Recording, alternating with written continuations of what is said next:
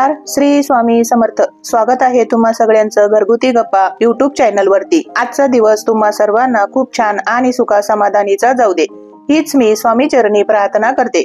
नवीन व्हिडिओला सुरुवात करण्या अगोदर तुम्ही जर चॅनलला पहिल्यांदा बघत असाल तर चॅनलला लाईक, शेअर, सबस्क्राईब करा आणि सबस्क्राईब करेल असेल तर कमेंट करा. श्री स्वामी समर्थ.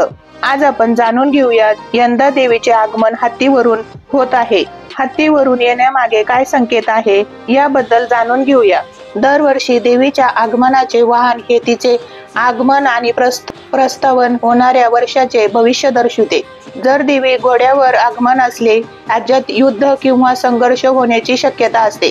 जर देवी पालखीत आगमन असेल तर राज्यात फ्लू सारखे आजार पसरण्याची शक्यता असते किंवा लोकांना त्रास वाढण्याची शक्यता असते. काही आजारांची बोटीवर आगमन असले तर त्या वर्षी पूर येण्याची किंवा समुद्रात वादळ येण्याची शक्यता असते. हे इतर वाहनांचे मागे संकेत असतात. तर या वर्षी देवी हत्तीवर स्वार होत आहे, म्हणजे या वर्षी देवी हत्तीवर स्वार आहे. हत्तीवर स्वार होण्याचे महत्व काय आहे हे आपण या वर्षी काय संकेत आहे ते जाणून घेऊया. या वर्षी देवी दुर्गेचे हत्तीवरून आगमन हे उत्तम पिकाचे, समृद्धीचे, प्रेम आणि आनंदाचे प्रतीक आहे असे शास्त्रात सांगितलेले आहे. याचा अर्थ येणारे वर्ष भरभराटीचे जाईल आणि पृथ्वीवर चांगले कर्म, आशीर्वाद आणि आनंदाचा वर्षा होईल. हे देवीचे पृथ्वीवरील आगमन शुभ मानले जाते. म्हणजे यंदा हत्तीवर देवी येते हे तर ते शुभ मानले जाते, कारण हत्ती हे शक्ती, बुद्धी आणि ऐश्वर्य याचे प्रतीक आहे. हत्तीवर स्वार होण्याचे महत्व. हत्ती हे धन आणि समृद्धीचे प्रतीक आहे. त्यामुळे देवी हत्तीवर स्वार होऊन येत आहे तेव्हा ते शेतासाठी उत्तम पीक आणि सर्व लोकांच्या जीवनात सुख समृद्धी घेऊन येते असं या मागे संकेत आहे. हत्ती बलवान आणि प्रेमळ प्राणी म्हणून ओळखला जातो. प्रबल इच्छाशक्ती.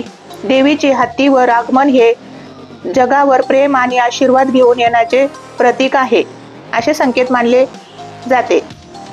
देवीच्या आगमनाचे वाहन हे पुढल्या वर्षीचे संकेत. देवी जेव्हा ती हत्तीवर स्वार होऊन येते तेव्हा ते येणाऱ्या वर्ष शुभ आणि सर्व मंगले असलेला असा अर्थ काढला जातो. हत्ती हे बुद्धीचे प्रतीक आहे.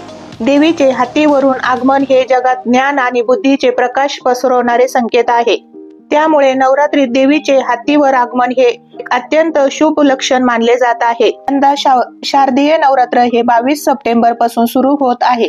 देवीचे आगमन हत्तीवर होणार असून नवरात्र 10 दिवसाचे आहे. या सणाचे महत्व, पूजा व मुहूर्त जाणून घेऊया. यंदा नवरात्र 10 दिवसाचे असून 22 सप्टेंबरला सुरू होत आहे. देवीचे आगमन हत्तीवर होणार आहे, ज्याला शुभ मानले जाते. गणेश उत्सवानंतर आता नवरात्रीचे सण सगळ्यात उत्साहात लागलेले आहे. यंदा शारदीय नवरात्री 22 सप्टेंबर पासून सुरू होत आहे. विशेष म्हणजे यंदा नवरात्री 10 दिवसाची असणार आहे. दरवेळी नवरात्री 9 दिवसांची असते, मात्र यावेळी तिथीचा संयोगामुळे भक्तांना 10 दिवस दुर्गे पूजेचा आनंद घेता येणार आहे. या वर्षी श्राद्ध कमी झाले असून नवरात्र वाढलेले आहे. त्यामुळे दुर्गा पूजेचे 10 दिवस सगळ्यांसाठी लाभाचे ठरणार आहे. हे अतिशय शुभ मानले जाते. या वर्षी देवी आगमन हत्तीवरून होणार आहे. ज्योतिषशास्त्रानुसार हत्तीवरून स्वार होऊन देवी आगमन सुख, समृद्धी आणि शुभ फलदायक मानले जाते. कलश स्थापनेसाठी 3 शुभ मुहूर्त आहेत.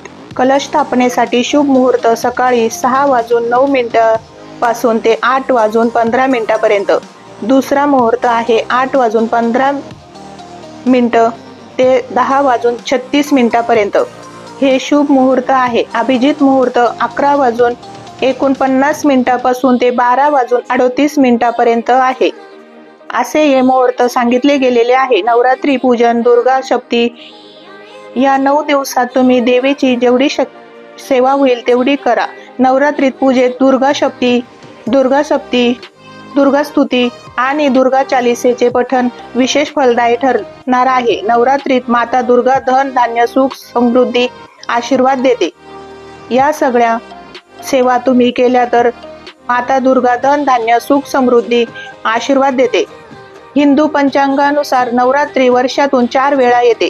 त्यापैकी चैत्र आणि अश्विन नवरात्र मुख्य असून या दोन्ही वेळेस भक्त मोठ्या भाविकेने साजरे करतात. अश्विन महिन्यातील शुक्ल पक्षातील प्रतिपदे तिथीला 21 सप्टेंबर रोजी दुपारी 1:30 पासून सुरू होत आहे. सूर्य उदय तिथीनुसार नवरात्रीची सुरुवात 22 सप्टेंबर रोजी होईल. यावेळी अष्टमी पूजा व कन्या पूजा 30 सप्टेंबर रोजी होईल, तर महानवमी 1 ऑक्टोबर रोजी केली जाईल.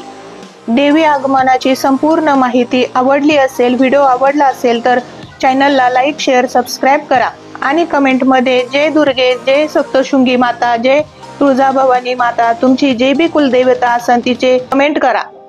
श्री अवधूत चिंतन, श्री गुरुदेव दत्त, श्री स्वामी समर्थ.